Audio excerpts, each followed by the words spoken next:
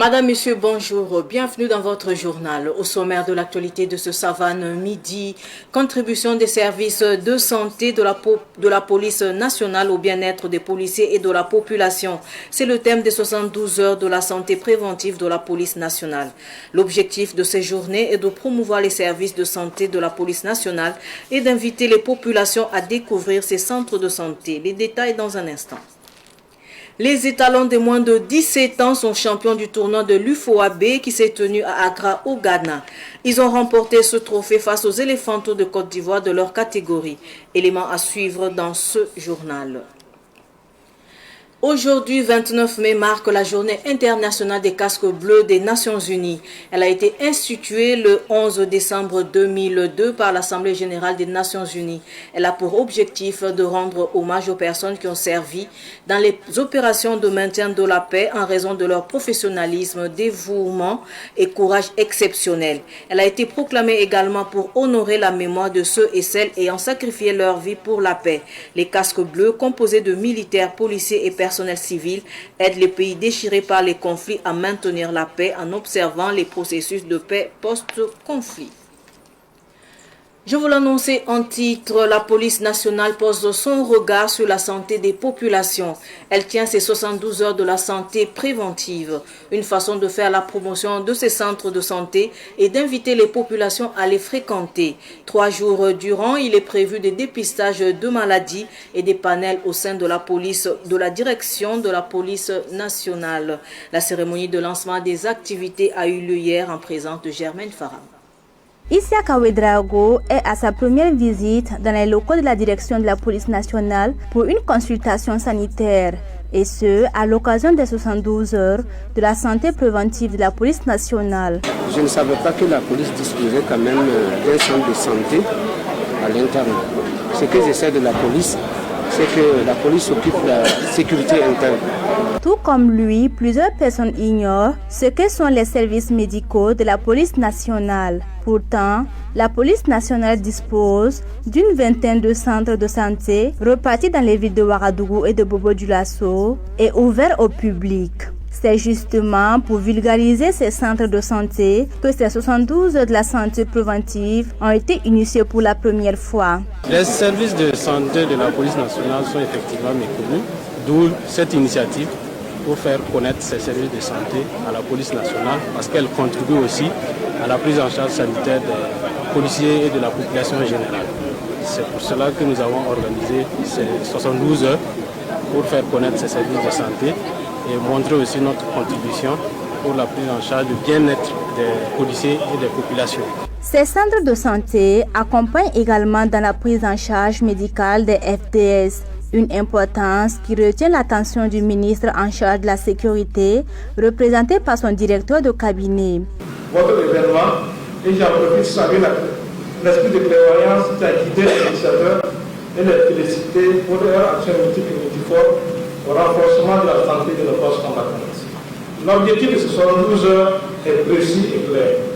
Il s'agit de promouvoir la santé des policiers, de leurs familles et de la population en général. De ce fait, elles seront ponctuées d'activités sanitaires à caractère préventif.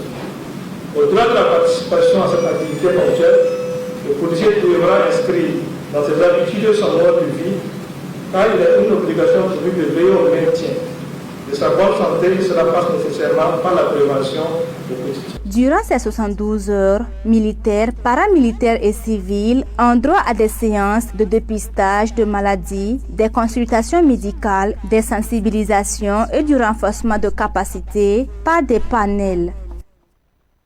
Nous parlons à présent du quota des femmes. Les femmes sont les grands oubliés de la charte de la transition. Aucun article ne fait cas de la représentativité des femmes dans les institutions, les organes de la transition. Pourtant, ce ne sont pas les compétences qui manquent au niveau de la gente féminine, selon Martine Kouda, présidente de l'association Pagbabeogo Yondo. Elle invite le président à rectifier le tir sur le quota des femmes dans le gouvernement, à l'ALT et dans les autres institutions. Martine Kouda est au micro de Fatih Sankara. Le jour de l'assise, ils avaient oublié les femmes. Tout ce qu'ils ont fait dans la salle, les noms des femmes ne sont pas sortis. Je pense que dans tous les travaux que le président va amener dans l'Assemblée, s'il y a des 100 hommes, je pense qu'il doit y avoir même 60 femmes. Là où il y a 20 hommes, je pense qu'on doit avoir même si c'est 15 femmes dans les entreprises. Où nous sommes pour travailler, je pense que les femmes aussi doivent être là. Donc, je pense que les femmes aussi ont des idées, ils sont intelligents pour faire ce travail. Donc, je demande à Monsieur le Président de voir à ce côté. Si je veux voir dans les ministères, les femmes ne sont pas nombreuses. À l'Assemblée, les femmes ne sont pas nombreuses non plus. Même dans les mairies, quand j'en fais la délégation spéciale de suite là, je vois que c'est des hommes seulement. Il n'y a pas de femmes tellement. Si tu vas compter le nombre de femmes qui sont là-bas, ça ne dépasse pas 1 ou 2. Donc je veux que Monsieur le Président n'a qu'à revoir sur ça, le quota des femmes. Les femmes sont assez compétentes pour faire ce genre de travaux. Pourquoi je dis ça? Les femmes sont intelligentes. C'est parce qu'ils n'ont pas eu la possibilité de rentrer. Je suis une femme présidente d'association. Il y a beaucoup de domaines même que moi-même je fais. Donc je pense que nous les femmes aussi on peut rentrer dans les entreprises et que nous on peut être à l'Assemblée, on peut être dans les ministères, on peut être dans les mairies pour donner notre contribution aussi pour pouvoir avancer le pays. Nous parlons toujours de la femme burkinabé. La femme burkinabé et celle de Zabré, en particulier dans le Boulgou, a été valorisée du 23 au 26 mai dernier à Zabré à travers la 3e édition du festival Wonder Woman. Un festival organisé par l'Association de la diaspora pour le bien-être du genre. Wonder Woman 2024 avait pour thème « Dynamique d'une cohésion sociale, quelle contribution de la femme burkinabé ». La promotrice Aïcha Sango revient sur les objectifs assignés à ce festival. Elle s'exprime au micro de Ruben Wilson Kodjo. L'importance de valoriser la femme, c'est une très grande question pour moi. La femme, c'est la vie. Pour moi, la femme, c'est la vie. C'est beaucoup plus que beaucoup de choses. Vu que j'ai vécu de l'autre côté, j'ai pu comparer entre la femme africaine et la femme de l'autre côté, aux États-Unis. Donc j'ai vu que ici la femme fait un grand travail, mais n'a pas aussi une place très importante que de l'autre côté. Donc pour moi, revenir au Faso et faire la promotion de la femme et valoriser davantage la femme, c'était une question importante pour moi. L'impact recherché, c'est encore donner une très grande place à la femme. Parce que de nos jours, avant, la femme n'était pas vue comme... Actuellement, ça va mieux encore. Auparavant, vous saviez qu'au début, on ne mettait même pas les enfants, les fillettes à l'école. Mais de nos jours, ça a encore développé. On a progressé davantage. Il y a des filles. Moi, je me rappelle quand j'étais à l'école primaire, jusqu'au CM2, il y en avait que 2 filles. Les autres ont abandonné, vite fait se marier. Donc, c'est dans ce cadre-là. J'ai vécu aux États-Unis, j'ai vu comment ça se passe les choses. Et même pas aux États-Unis. En Afrique, ici, on commence à se rendre compte que plus la femme est épanouie, plus la femme travaille, elle s'occupe mieux de ses parents qu'un homme. Et puis les vols pour le Hajj de l'année 2024 se poursuivent. Le 6e vol pour Médine a découlé hier à l'aéroport international de Ouagadougou avec 432 pèlerins. Certains sont encadrés par l'agence Al-Bouchra Voyage.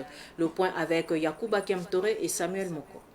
Débuté le 24 mai 2024, les vols pour l'Arabie Saoudite dans le cadre du Hajj se poursuivent.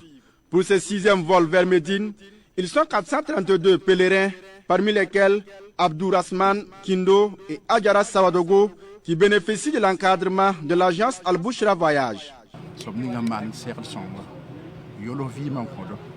Notre souhait est que le Tout-Puissant nous accorde sa grâce pour que nous puissions très bien effectuer ce pèlerinage. Nous ne pouvons pas finir de lui rendre grâce. J'apprécie surtout l'organisation de ce Hajj. Que ce soit le cas chaque année, car l'organisation est très bien faite. Il n'y a pas eu de soucis particuliers. Nous souhaitons faire ce pèlerinage et revenir en bonne santé. Nous allons également prier pour le retour de la paix et de la stabilité au pays.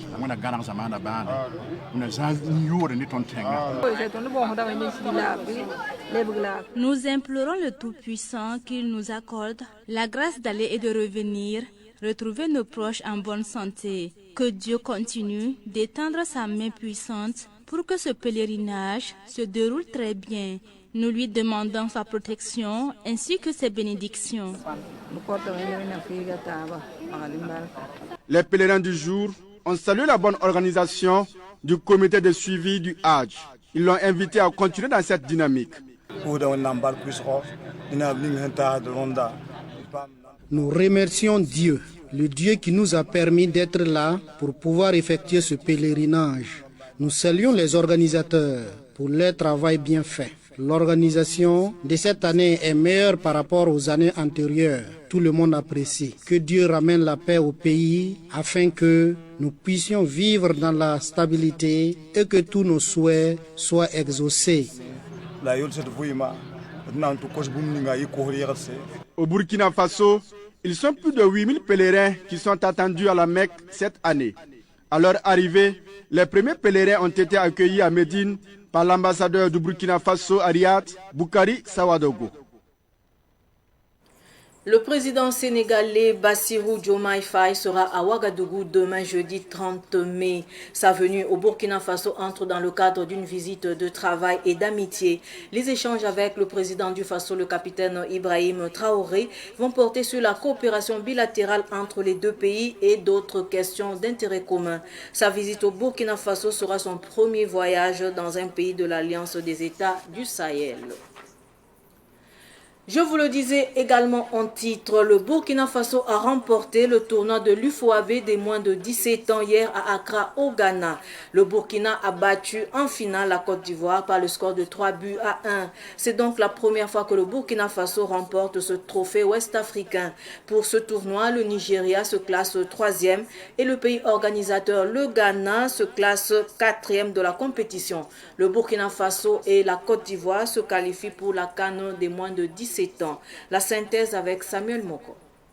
3-1, c'est sur ce score que les étalons cadets du Burkina Faso ont pris le dessus sur les éléphantos U17 de Côte d'Ivoire. Ce sont les étalons cadets qui ont ouvert le score grâce à leur attaquant prolifique en but, Achraf Tapsoba à la 26e minute, avant que Mohamed Diarra de la Côte d'Ivoire n'égalise 3 minutes après. Achraf Tapsoba double la mise à la 49e minute. Mais c'est à la 88e minute que les supporters se sont sentis soulagés grâce à Shérif Sawadogo rentré fraîchement.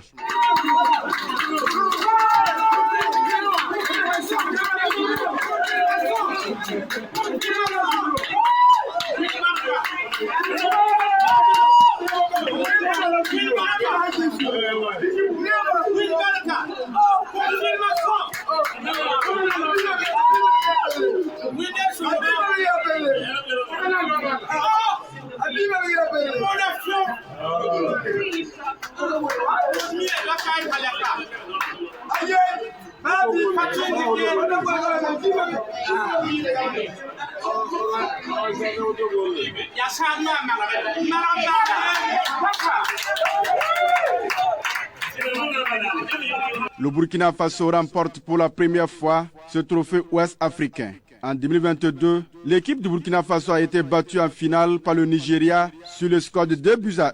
Le Nigeria s'est classé à la 3e place et le pays hôte, le Ghana, termine 4e à cette édition. Le Burkina Faso et la Côte d'Ivoire sont qualifiés pour la CAN U17 et vont défendre les couleurs de la jaune B. Sport toujours pour clore ce journal. L'école primaire privée Dona Ebenezer de la circonscription d'éducation de base de Saba 1 a remporté samedi dernier la finale en football de l'organisation du sport à l'école primaire. Elle a battu le centre d'éducation de base non formelle par le score de 2-1.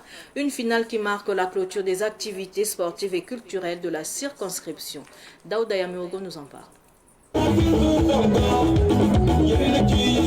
C'est dans une ambiance festive que les acteurs sportifs de la circonscription d'éducation de base de Saba 1 ont clôturé l'OSEP, l'organisation des sports à l'école primaire. À l'affiche de la finale en football, l'école primaire privée Dona Ebenezer, finaliste malheureuse l'année dernière, et le centre d'éducation non formelle CBNF. Sur l'aire de jeu, l'école primaire privée Dona Ebenezer va prendre sa revanche en battant le CBNF par le score de 2-1. Le coach de l'école Dona Ebenezer est satisfait. Je suis très content. Voilà, l'année passée, j'ai fait tous mes efforts. Je suis allé en finale, mais ça n'a pas donné. Mais cette année au moins, grâce à Dieu, on a mis tous les efforts en marche. Voilà que ça a donné. Voilà, je suis très content de la victoire. La chef de la circonscription d'éducation de base de Saba, Marietta Kabourié, a félicité les enseignants de la SEB et plus particulièrement le bureau qui a conduit les activités de l'organisation sportive et culturelle cette saison. Nous voulons traduire toute notre gratitude et toute notre reconnaissance aux enseignants qui, à travers tout ce qu'ils mènent comme activité classe, montrent la résilience qu'ils ont en eux et qu'ils développent chaque jour pour relever le défi de l'éducation. Et nous savons qu'à travers les activités sportives et culturelles, nous pouvons réussir également l'éducation de nos enfants en leur permettant d'acquérir et des connaissances et des savoir-vivre, et des savoir-être, savoir devenir même pour promouvoir le développement futur que nous attendons tous. Le vice-président de la délégation spéciale de Saba a salué le bon déroulement de la finale. Nous avons assisté à une belle finale qui a opposé l'équipe de l'école Dona Ebenezer et celle donc de CB9. En tout cas, nous voulons profiter de l'occasion remercier le Naba Kwanga de Saba et tous ces notables qui ont bien voulu accompagner cette activité. Pour cette saison, les disciplines sportives et culturelles qui étaient en jeu dans la SEB sont le football, le théâtre, le dessin, le récital et la danse moderne et traditionnelle. Les meilleurs élèves du CP1 au CM1 ont reçu des cadeaux pendant la pause de la finale. Ainsi s'achève ce journal. Merci de rester fidèle au programme de Savane TV. Au revoir.